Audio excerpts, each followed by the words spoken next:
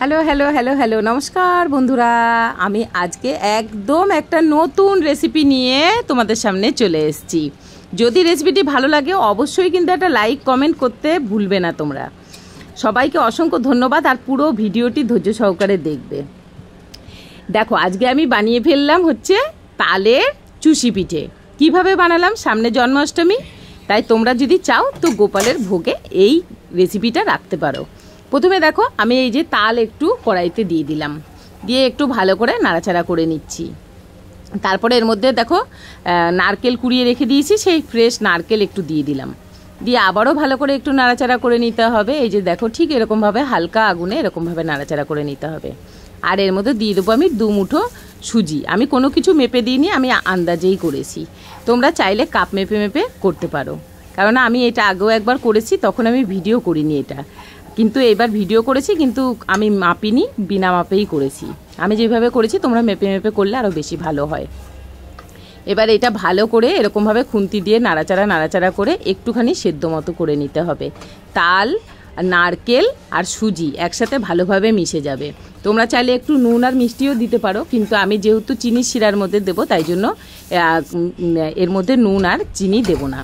এবার এরকমভাবে বেশ কিছুক্ষণ পর তারপরে নামিয়ে নিয়েছি। আমি ঘড়ি দেখে করিনি, টাইমটা বলতে পারবো না। তোমরা ঠিক এরকম যখন হয়ে যাবে তখন নামিয়ে নেবে, যদি এটা দেখে কেউ করতে চাও।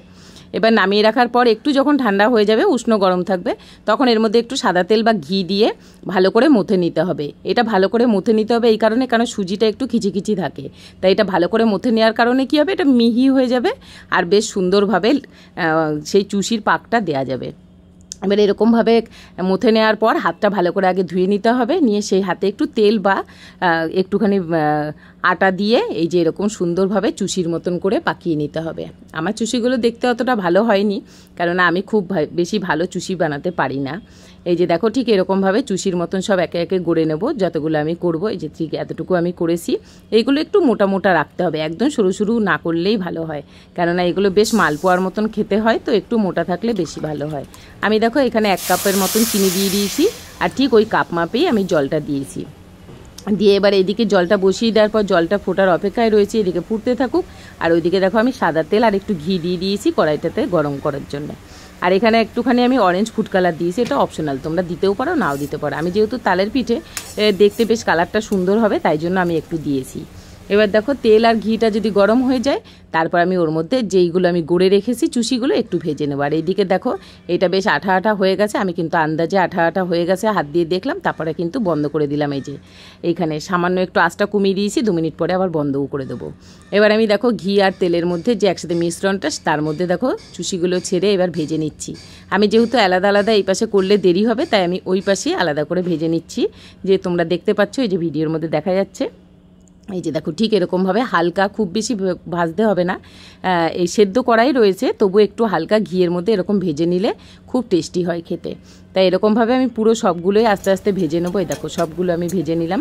তোমাদের যদি আবারও বলছি রেসিপিটি ভালো লেগে থাকে আর নতুন বলে মনে হয়, তাহলে অবশ্যই কিন্তু একটু কমেন্টে জানিও। আর যদি এর আগে কেউ খেয়েছো বা বানিয়েছো, অবশ্যই তারাও জানাবে। আর ভিডিওটি কে কোথা থেকে দেখছো কেউ কিন্তু জানাতে ভুলো না। আমি প্রতিবার বলি তোমাদের এই ভিডিওতে আমি নাম নিতে চাই। এবার দেখো এই রসের মধ্যে দিয়ে 5 মিনিট রেখে তারপরে থালায় নামিয়ে নিতে হবে। 5 থেকে 10 মিনিট রাখলেই একদম চুষিগুলো সুন্দর নরম আর সুস্বাদু খেতে হয়ে যাবে। ভেতরে বেশ রসটা দেখো কত সুন্দরভাবে প্রবেশ হয়েছে, পুরো ফুলে গেছে, একদম টসটস হয়ে গেছে। সবাই ভালো থেকো, সুস্থ থেকো, আর এই রেসিপিটি একবার বানিয়ে অবশ্যই গোপালের সামনে ভোগ দিও।